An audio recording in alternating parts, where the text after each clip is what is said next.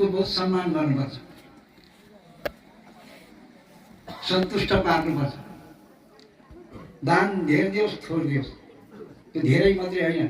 गरिब छ, धेर दिन सक्दैन, तर त्यो गुरुलाई परमात्माले हेर्नुहुन्छ। कसरी हेर्नुहुन्छ भन्दाखेरि त्यहाँ आज दान कर्म गर्न गयो, दक्षिणा कम्ती पायो, त्यहाँदेखि घरमा आउँछ, सन्तुष्ट हुनुपर्छ। जब हामीले केही काम थालिन्छ नि, परमात्माले त्यहाँ सहयोग गर्नुहुन्छ। परमात्मा भन्नुहुन्छ नि हाम्रो, तिमीलाई दुःख पर्यो होला भन्नाले चाहिँ त्यो अब हामी तथ्यमा बुझौँ न। खेती गरिन्छ या व्यापार गरिन्छ वा काम गरिन्छ वा के गरिन्छ, हामीलाई त्यहाँबाट भगवान्ले एकदम त्यहाँबाट फाइदा गर्नुहुन्छ। त्यस कारणले गुरुहरूले सन्तुष्ट हुनुपर्छ। के गर्नु र, खाना लाउन त पाइन्छ, यो संसारमा गरिन्छ, मरेपछि सबै यहाँ छोडेर जानुपर्छ। त्यस कारणले गुरुको सम्मान। अनि हाम्रो वैदिक सनातनमा अलिकति गुरुको अपमान पनि हुन्छ।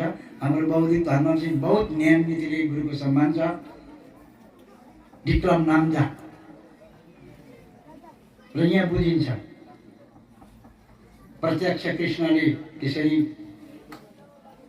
र गुरुको चाहिँ जसले आफ्नो घरमा गुरु बोलाएर, गुरु सबैको हुँदैन, अब एउटा हाम्रा पूजनीय गुरुहरू आफ्नो आफ्नो हुन्छ।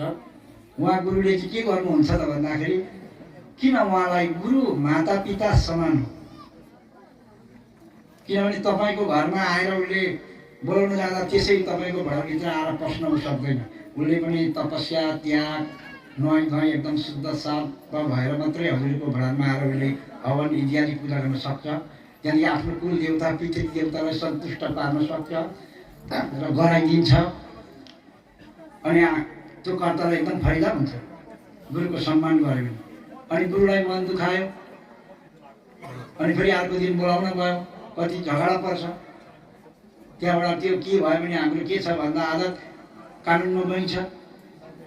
कानुनमा गएर कानुनबाट त्यसलाई ल्याएर चाहिँ एकदम पढाउनै पर्छ भन्ने हुन्छ। तर गुरु सन्तुष्ट हुनुहुन्न।